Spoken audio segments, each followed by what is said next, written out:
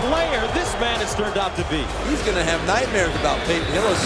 Barnish is just having an amazing season. He's been a human highlight film this season. Number 10, Sidney Rice. Kicking off our list is the player who was most responsible for Brett Favre's return to greatness in 2009. Sidney Rice enjoyed a stellar year as Favre's top target, catching 83 passes for 1,312 yards and 8 touchdowns. But before Rice's stardom, his first 2 seasons in the league were about getting his feet wet.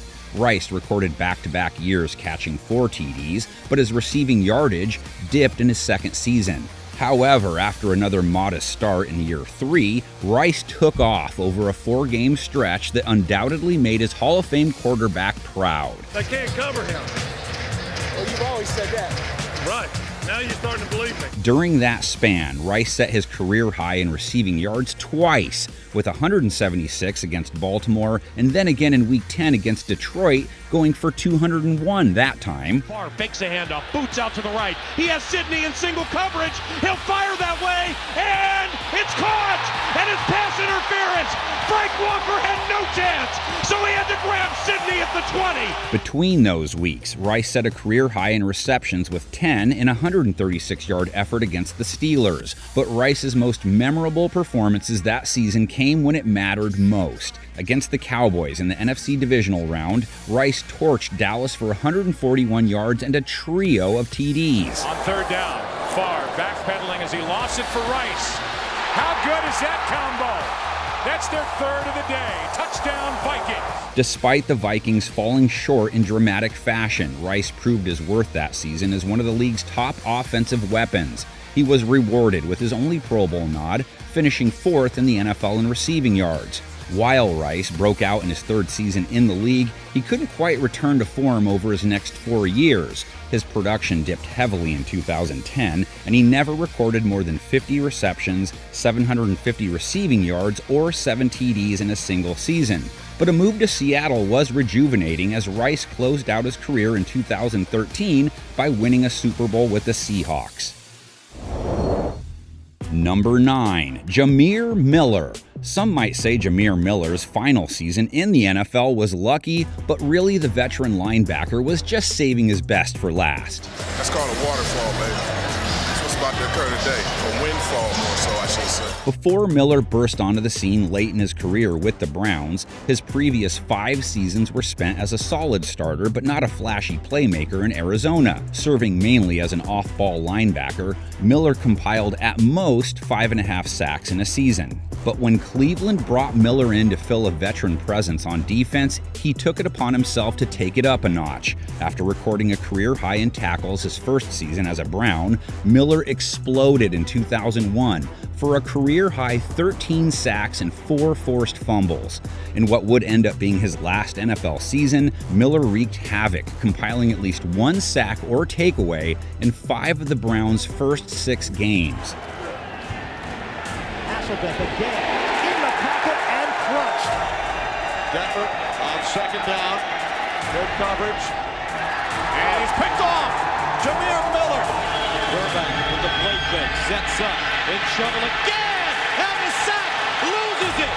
Loose ball. Cleveland recovers. The back half of Miller's punishing 0-1 campaign was equally as productive. He tormented familiar foes, highlighted by a hat trick of sacks against the Jaguars. Brunell loses it. Jamir Miller comes up with his 3rd sack of the day. What a player this man has turned out to be. Miller put forth a first-team All-Pro effort, powering Cleveland to the brink of a playoff berth with his pass-rushing, run-stuffing, and turnover-causing skill set. He brought a certain swagger back to the Cleveland defense, becoming their first Pro Bowler since 1994. Number 8.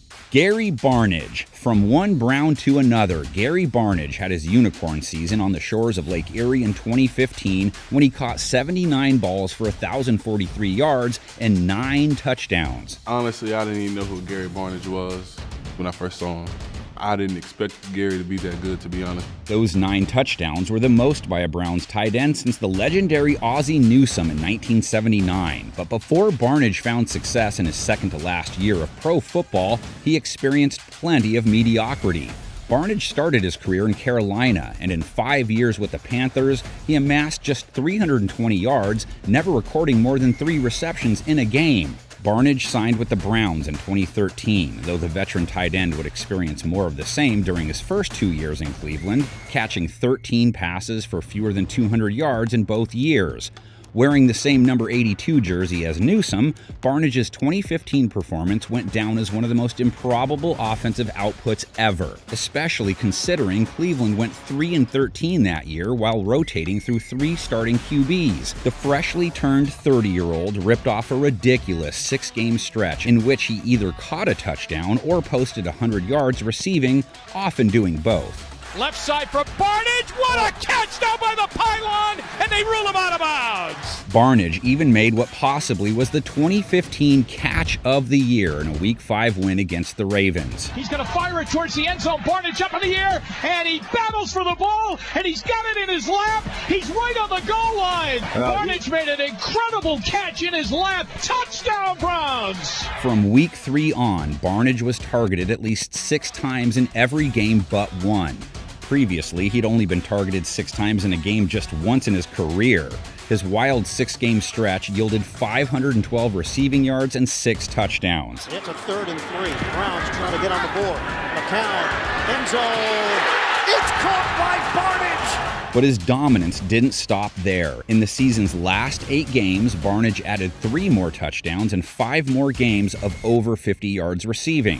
Manziel throwing, touchdown! Gary Barnidge. As Cleveland's most potent offensive threat, Barnidge was well deserving of a Pro Bowl nod. While he did play one more season in 2016, posting respectable numbers, as far as one-season wonders go, Barnidge is as good as it gets.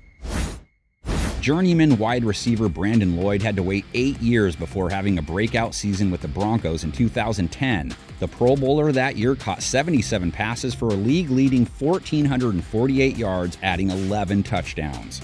Scott Case was a consistent starter at cornerback throughout his career, playing mostly for the Falcons. But in 1988, he picked off a league-best 10 passes, earning him a much-deserved Pro Bowl nod. In 2006, running back Liddell Betts defined the phrase "next man up." When Washington starter Clinton Portis suffered an injury, it was Betts who stepped up to the plate and delivered, posting an impressive stat line of 245 carries for 1,154 yards and 4 TDs. Jordan Cameron's 2013 Pro Bowl campaign was truly a diamond in the rough. He more than doubled his production from the next closest season, making 80 catches for 917 yards and 7 touchdowns. Welcome to the show. Name's Barry Foster. Let's see what happens. Number 7, Barry Foster. Yes, welcome to the Barry Foster Show indeed. The little proven talent burst onto the scene in his 3rd year when he became the bell cow back in Pittsburgh. However, before Foster dominated in 1992, his first 2 years in the league were rather pedestrian. As mainly a special teamer and backup running back, Foster accounted for 691 rushing yards and just 2 TDs over 2 years. But Foster was ready to put the league on notice in '92. In the first 2 weeks of the season, he powered the Steelers to key wins against the Oilers and Jets, rushing for 107 yards and a TD and 190 yards and 2 TDs respectively. First down, Steelers. Good hole, right side. Foster to the 10. He's going to score. In the middle of the season, Foster's 100-yard game streak coincided with Pittsburgh's winning streak. Weeks 7 through 9 saw Foster and the Steelers blow out the Bengals and Chiefs, while also securing a divisional win against the Oilers on the back of 3 100-yard rushing games. 14th play of the drive. 3rd and goal. And this is a touchdown for Barry Foster. For context, Foster posted only 2 100-yard rushing games before his breakout season, a year in which he tied a then NFL record by Hall of Famer Eric Dickerson for most 100-yard games in a season with 12. In a year in which Pittsburgh defied the odds and won the AFC Central, Foster was the lone bright spot in a divisional round loss to Buffalo, rushing for 104 yards. Foster's 1992 performance, rushing a league-leading 390 times for 1,690 yards and 11 touchdowns, was more than anyone could have imagined. His carries and yards that season still stand as Steelers franchise records. After finishing second in rushing yards behind Emmitt Smith, Foster was rewarded with a first-team All-Pro nod. Not to mention he finished second in MVP and Offensive Player of the Year voting behind Steve Young. Foster's next 2 seasons were solid, but weren't quite as productive as 1992. After a trade to Carolina in 1995, Foster failed a physical and was cut, retiring from football soon thereafter. Number 6, Charles White. The NFL is a next man up league, and there's no better example of that than Charles White's 1987 season. The former Heisman Trophy winner and first-round draft pick began his career in Cleveland, serving mainly as a backup for his first 3 seasons. But everything changed when he reunited with his former college coach in Los Angeles. Brought in to back up Hall of Famer Eric Dickerson, White continued his tendency of never rushing for more than 350 yards in a season. That is, until the strike season of 1987 rolled around. Between the players' strike, Dickerson's contract dispute with the Rams, and his eventual midseason trade, a perfect storm was created for a Charles White breakout. In what would be his second to last season in the league, White captured the rushing triple crown. He ran the ball 324 times for 1,374 yards and 11 TDs, all league-leading numbers that year. Come week 5, White took off, rushing for a whopping 166 yards and a touchdown. And off White. Touchdown! After another 150-plus yard performance a week later, White firmly secured the Rams' starting running back role, but he didn't put the league on notice until his monster 5-game stretch later in the season, coinciding with LA's winning streak. With the Rams reeling at 1-7 entering Week 10, White put the team on his back, rushing for 213 yards and a touchdown in a win against the Cardinals. It is 2nd and 2. And here is White with first down yardage and a lot more. Inbounds, touchdown. White kept things rolling in weeks 12 through 14, rushing for 2 touchdowns apiece and 3 blowout wins. Down to the 20, down to the 15, to the 10, down to the 5, touchdown for Charlie White. In just 5 games during the Rams' winning streak, White accounted for a mind-boggling 723 yards and 8 touchdowns. His out-of-nowhere performance in 1987 made him a Pro Bowler and earned him a spot on the All-Pro first team. The following season, in what would be his last, White reverted to his usual backup role. That being said, not many players can say they've won the NFL's rushing triple crown. Keller comes in motion, and it's Charlie White. Touchdown! Number 5, Greg Cook. The story of quarterback Greg Cook is a story of what if. In a draft that saw 5 future Hall of Famers chosen, Cook was the 5th overall pick in 1969, one selection after Mean Joe Green. Slated to start for the upstart Bengals, Cook immediately provided a trusted presence under center.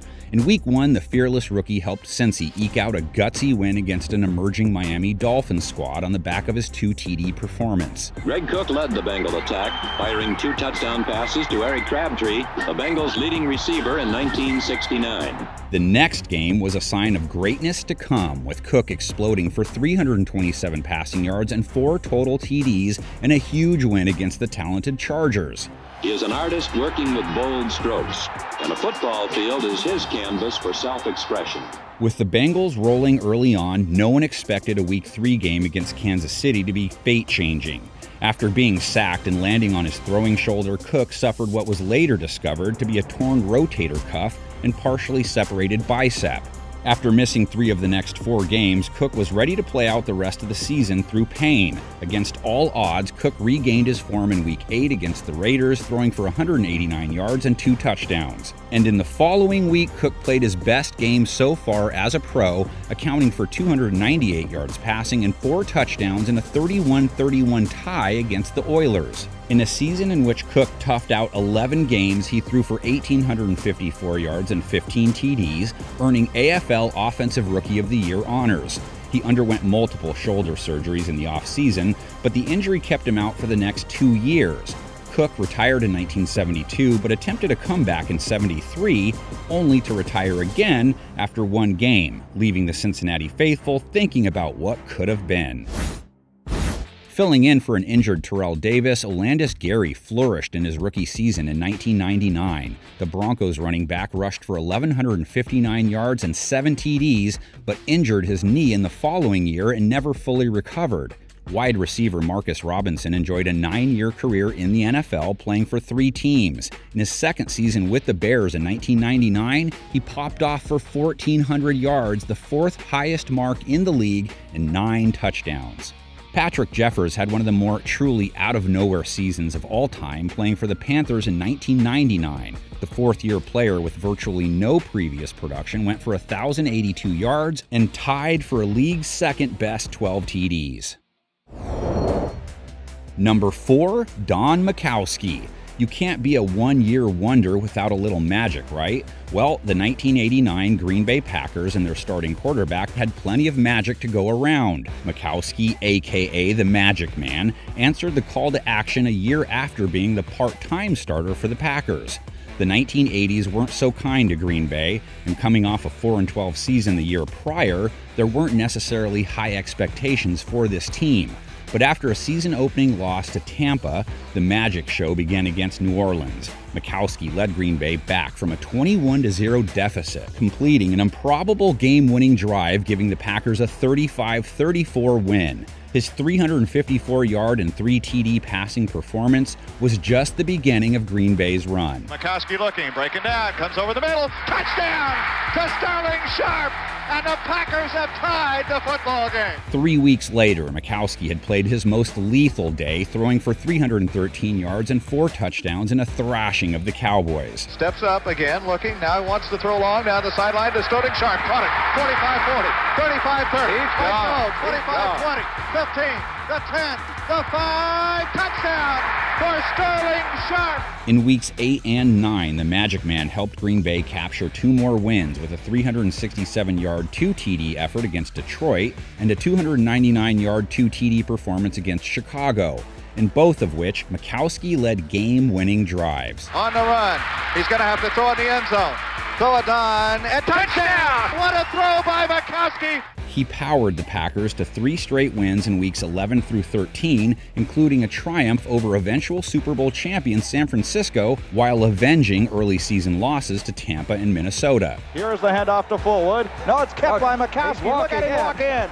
He faked to Fullwood and then spun out to the right, and there was nobody who knew it for San Francisco, and he walks into the end zone. But the sweetest win of them all came in Week 15 as the Packers solidified a season sweep of the Bears for the first time since 1981, a game in which Majkowski accumulated 244 yards passing and a touchdown. Caught by Kemp, touchdown! That's Majkowski at his best, Jim. The Magic Man's efforts helped the Packers win 6 games that season by a field goal or less. Even crazier, they're the only team in NFL history to win 4 games in a season by a single point. Majkowski compiled a league-best 4,318 passing yards, adding 27 TDs.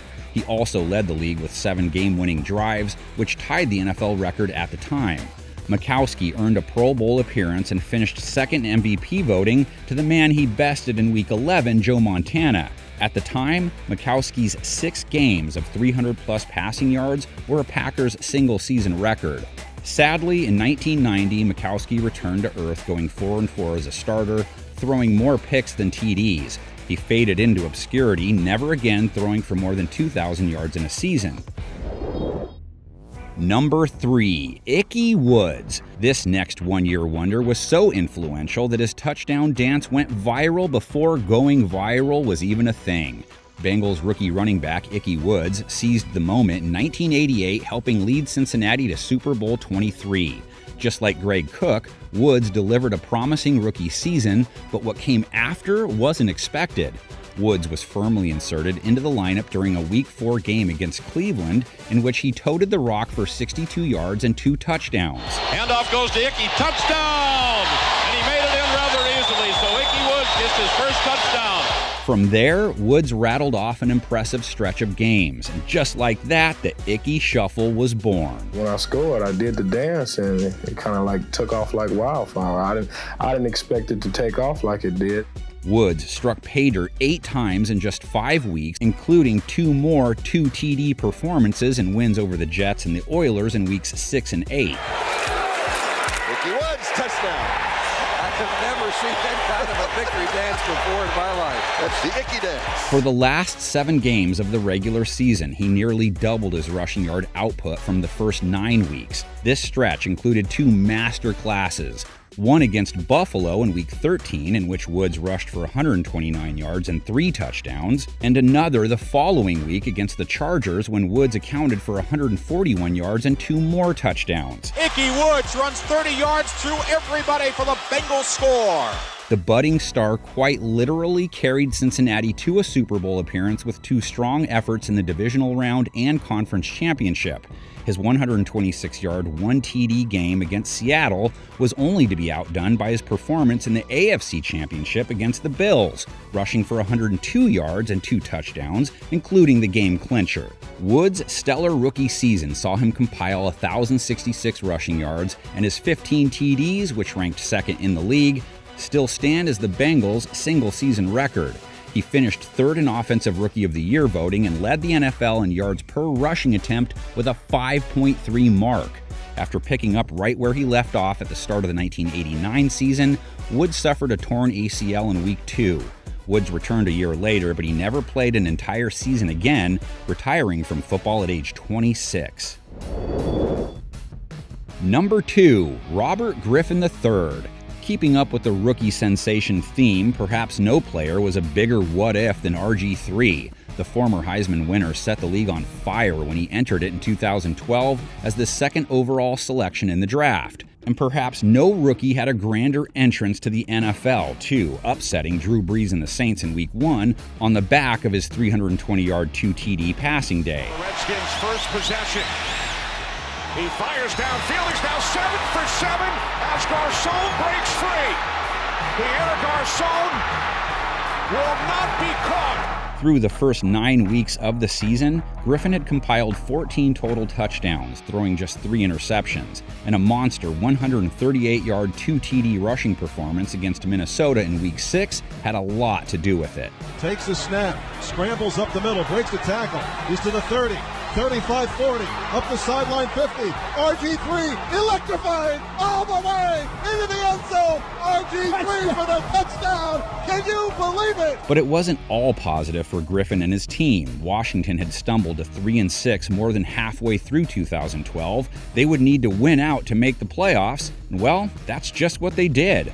After the bye week, Griffin torched division rival Philly in Week 11 for 4 passing touchdowns. Throwing it up for grabs, looking for Moss downfield. Santana catches it inside the 5 and stumbles in for a touchdown, Redskins! Surely he couldn't repeat that performance a game later, right? Wrong. Washington won another crucial divisional matchup, this time against Dallas, on the back of Griffin's 304-yard 4 TD game. Griffin keeps it. He's got him downfield. Robinson for the touchdown. Coming off the heels of a spirited win against eventual Super Bowl champion Baltimore in Week 14, Washington was actually in worse shape than they thought. Griffin sustained an LCL sprain during that game, and after being rushed back to play, his weakened knee gave out in the playoffs against Seattle. Bad snap. Gets loose, and Seattle's going to fall on it at the Redskins' 5-yard line. To see him go down in the playoff game like this is very difficult to watch. Shortly after their wildcard defeat, Griffin had surgery on his ACL and LCL, but how the injuries occurred was enough to alter his career forever. In 2013, Washington struggled, going 3-13, and despite Griffin outpassing himself from a year ago, his TD to INT ratio suffered, as did his rushing capabilities. The next year, Griffin sustained more injury blows, this time to his ankle. He ended up playing in just 9 games that season, 4 fewer than he did the season prior. After losing his starting job to Kirk Cousins in 2015, Griffin was released and finished his NFL career backing up QBs in Cleveland and Baltimore. But in that fateful 2012 season, Washington ended a 4-year playoff drought and captured the NFC East title for the first time since 1999. Griffin had set a then rookie record for passer rating with 102.4 and was named the Offensive Rookie of the Year. And his 815 rushing yards that season still stand as a QB record for rookies. Receiver Michael Clayton's 2004 rookie year in Tampa Bay had Bucs fans thinking superstar early on. Tampa wasn't too talented that season, but Clayton's team-leading stat line of 80 catches for 1,193 yards and 7 TDs was a bright spot. After a legendary career at West Virginia, running back Steve Slaton was also ready to tear it up on Sundays. Unfortunately, Slaton's career quickly became synonymous with one-year wonder, rushing for 1,282 yards and 9 TDs in his rookie season in 2008. The lesser-known Steve Smith was also a wideout in the NFL, churning out a Pro Bowl season for the Giants in 2009. He set the Giants' single-season reception record with 107, which was good enough for second in the league. Smith also added a team-best 1,220 receiving yards and 7 TDs. Number 1, Peyton Hillis. Our number 1 out-of-nowhere season goes to the poster boy running back Peyton Hillis. It's only right Hillis finds himself in this spot after perhaps the greatest surprise performance of all time during the 2010 season. In fact, his efforts were so inspiring that fans voted him as the Madden video game cover athlete in 2012, but Hillis's 2010 breakout campaign with Cleveland couldn't have been possible without the coaching change that occurred in Denver a year prior. In Hillis's 2008 rookie season under Mike Shanahan, he opened the season as Broncos starting fullback, rushing for 343 yards and 5 touchdowns. Handoff left side, and that is Peyton Hillis, who bangs into the end zone, and Peyton Hillis has a Denver touchdown. A year later, Hillis was seldom used under the Josh McDaniels regime. After an off-season trade to Cleveland, Hillis was ready to come alive. In the first 2 games of the season, Hillis split backfield duties but was able to rush for a touchdown in both contests. It wasn't until Week 3 that injuries in Cleveland's backfield paved the way for a breakout. That Sunday against the Ravens, Hillis rumbled for what was at the time his new career high of 144 rushing yards. This Hillis is a runaway train. Dewan Landry again, the last line of defense. He's going to have nightmares about Peyton Hillis. Hillis followed up that performance with 102 yards and a TD, helping Cleveland beat Cincinnati. Hillis compiled at least 1 touchdown in each of the first 5 games, becoming the first Brown to do so in over 30 years. Hillis, touchdown! Come Week 9, Hillis Mania really began to take hold of America. He led the charge in a huge upset win over Tom Brady and the Patriots, rushing for 2 scores while setting a new career high in yards with 184. Give it to him again. Wow. Running room of the ends. Peyton Hillis is loose. Sprint to the end zone. Touchdown! Week 12 against Carolina saw Hillis join an exclusive bunch. At the time, he became only the 12th player to rush for 130 yards, catch for 60 yards, and score 3 touchdowns in 1 game. Gives it Hillis running. He's to the 5. He blows through a Panther and goes in again. Touchdown. Peyton Hillis, his 3rd of the game. He turned Charles Godfrey into roadkill. He just ran right over him. Hillis's magical 2010 season topped out at 1,177 rushing yards, and his 11 rushing TDs were tied for 6th in the league. His 477 receiving yards added to his total of 1,654 scrimmage yards, which was also good enough for 6th in the NFL. Hillis took a step back after his breakout season, and so did the Browns. Although he finished as the team's leading rusher, his production dropped by about half. Some say Hillis was haunted by the Madden curse, but in reality, the Browns just weren't that good. Cleveland didn't re-sign Hillis after that season, but he found himself on the Chiefs and Giants before retiring from football in 2015.